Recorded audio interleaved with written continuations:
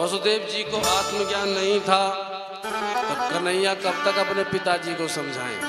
घर के बच्चे बड़ी बात भी बोले फिर भी हमको लगता है इनका बचपना है, उनकी बात पर उतना ध्यान नहीं देते।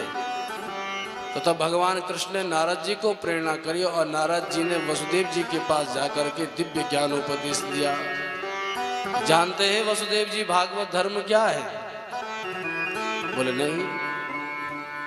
बोले एक बार भागवत धर्म जानने के लिए जनक जी महाराज ने नवयोगेश्वरों से प्रार्थना करी। तो नवयोगेश्वरों ने जनक जी महाराज को भागवत धर्म की शिक्षा दी। ये भागवत धर्म क्या है? बोले माला जपना भक्ति नहीं है, मंदिर जाना भक्ति नहीं है, कथा सुनना मात्र भक्ति नहीं है। आप जो कर रहे हैं उस प्रत्येक कर्म को भगवान से जोड़ दो, यही भक्ति है। कायेन वाचा मनसेन्द्रियैर्वा बुद्ध्यात्मना वा प्रकृते स्वभावा करोमि यद् यद् सकलं परस्मै नारायणायेति समर्पयामि। आप काया से, मन से, वाणी से जो भी कर्म कर रहे हैं प्रत्येक कर्म को हरि से जोड़ दो। हरि और तो और प्रकृति स्वभाव से भी जो कर रहे हैं वो भी हरि से जोड़ दो।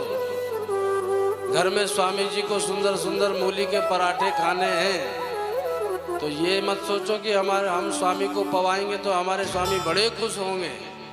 भाई जब स्वामी ने कहा कि मूली के पराठे खाने हैं तो बनाओ मूली के पराठे, पर स्वामी के लिए नहीं कि सबसे पहले हमें तो ठाकुर जी का भोग लगाना है, तो प्रभु को पवाना है, इसलिए मूली के पराठे बनाओ। ये पाओगे तो तुम ही तुम्हारे स्वामी ही, पर भोग बनाओगे प्रभु के लिए तो मूली का पराठा बनाना, मूली छिलना, आटा गूंथना, नमक मिर्च मिलाना, ये सब भक्ति का ही अंग हो जाएगा। अलग से माला लेकर के बैठने की आवश्यकता नहीं।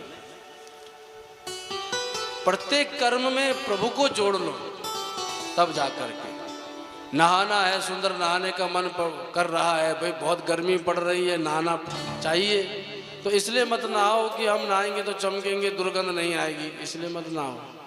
तो क्यों नहाए?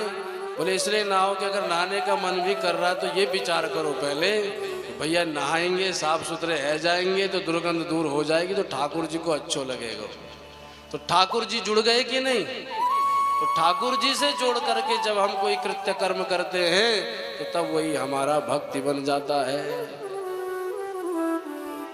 सर्वभूतेषु यः पश्येत् भगवत भावमात्मनः।